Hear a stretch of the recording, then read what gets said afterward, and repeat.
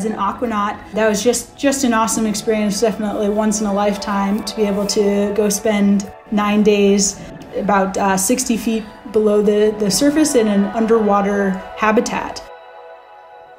And we would do a full end-to-end mission scenario, simulating the moon or Mars. That's where we really got to put to the test, what is exploration of these planetary bodies going to look like?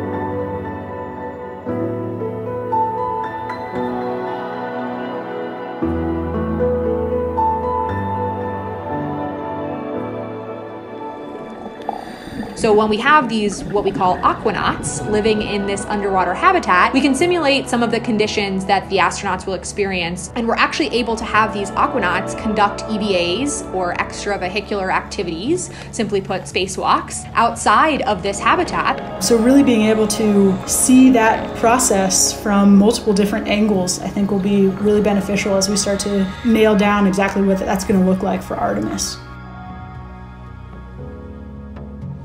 Artemis is taking humans for the first time to the moon's South Pole region. This area of the moon features some of the coldest temperatures in the solar system. Artemis astronauts will look for signs of frozen water and gather clues about the young solar system, when the planets and moons were just forming. Flash forward to astronauts exploring the lunar surface with the Artemis program. They're going to be doing exploration. They're going to be visiting a site on the moon that no human being has ever visited before. And they're going to be taking pictures and describing rocks that they see, collecting samples, deploying instruments. And we want to, have them experience all of these things here on Earth, of course, before they fly to the moon. NASA has been training astronauts in geology and geoscience for decades. These scientific fields help us understand the evolution of the physical and chemical makeup of planets and moons. From their deep interiors to their surfaces and atmospheres. Apollo astronauts had hundreds of hours of training in geology, or the equivalent of a master's degree, and Artemis astronauts will too. NASA's astronaut corps includes geologists, like astronaut Jessica Watkins. Yes, so my job title is now astronaut, NASA astronaut. We all come into the astronaut office with, a whole career in the rearview mirror in a lot of senses. For me, the way that I ended up kind of sitting in this seat was by keeping it in the back of my mind. So I became interested in Mars at a pretty young age, actually. I'm not sure, somewhere around 5th grade. So this was in a defining time for my life. But I remember for some school project, making a book about Marty the Martian. That love kind of carried through in college when I found geology, because I learned that there's this thing called planetary geology, and the idea of being able to study the surface of another planet was just the coolest thing to me as somebody who loved Mars. Geology training on our home planet covers just one aspect of what it would be like to scientifically explore the moon. Lower gravity, extreme temperatures, and a bulky spacesuit make operating tools and collecting rocks a great challenge. NASA scientists and engineers work hard to design and build custom tools that will work well in the extreme environment of the moon's South Polar region. Making any sort of hardware that flies in space is a huge team effort. I help to lead a team of people who are building moon tools. And so specifically the tools that are going to take samples of the moon and bring them back to Earth so the scientists can study them for generations to come.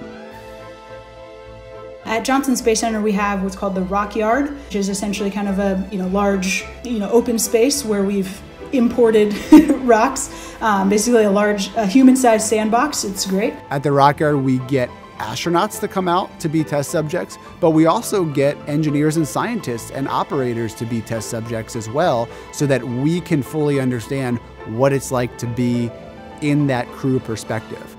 So understanding, what our priorities are, what types of rocks we're interested in and why, but also to start using the tools that we'll be using to collect those samples. Let's just start with the most simple tool, the geology hammer. You all know what a hammer looks like, but in the South Pole, it's going to be really cold there. And so we need to make sure that we're using a material that doesn't break at very cold temperatures. So we create a test plan that includes putting it through environmental testing, so putting the tools in very hot conditions and very cold conditions and making sure they work. We can't just go to the hardware store and buy a hammer, we have to go make a special one. And then we have testing like ergonomic testing to make sure that it actually works with the astronauts and that it fits their gloved hand when they're in the spacesuit. It's not too exhausting for them. There's all of these little different nuances of being in the spacesuit that are hard to fully appreciate unless you get in there.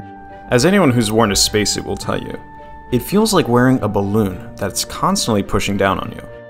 Spacesuits have to meet many demands. They must be sturdy enough to keep astronauts safe in the low gravity and high radiation environment of the moon, but they also have to be nimble enough to allow astronauts to squeeze, poke, and pound their tools. It's tough to describe, honestly. It's large, it's about 300 pounds, I think. You're kind of operating your own personal spacecraft in a lot of ways. The intent is for you to be able to manipulate your arms and legs in a way that you would on the ground. So we have a large pool here at the NBL, the Neutral Buoyancy Laboratory here on site. In the corner, we now have a moon area. So we've imported sand and rocks down there, and we've started to do runs trying to approximate 1/6 gravity. It's kind of a lot of moving pieces, but it's really fun. It's one of the coolest things we get to do. And I'll tell you what, some of my most favorite, moments at NASA have been when I see these engineers start to get excited about the science that we're doing and start to, learn some of the geology terminology, because that really is what creates an effective team. And so hearing, tools engineer Adam Nade start to say, wow, this looks like a basalt that has lots of vesicles with olivine phenocryst in it, just make me incredibly excited, because it means that, we're learning to speak each other's languages.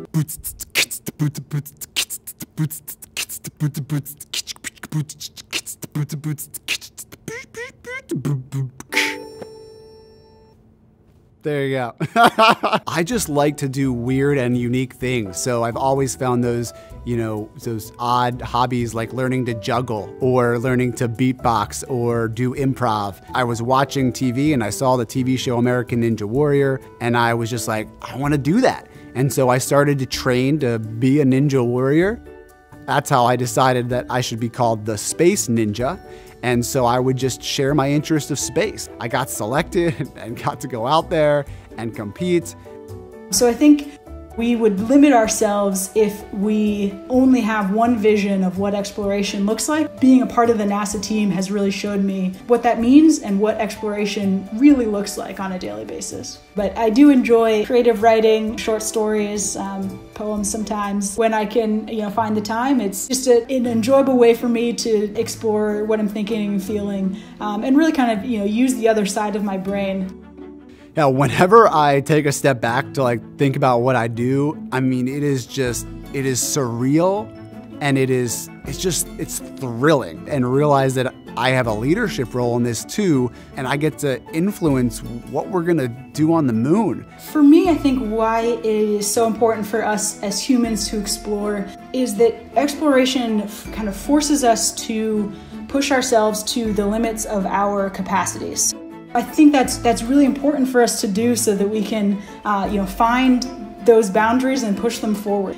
See what's out there, see what we're made of, see what the universe is made of, and where we fit into it. The moon's south pole is an ideal location for many reasons.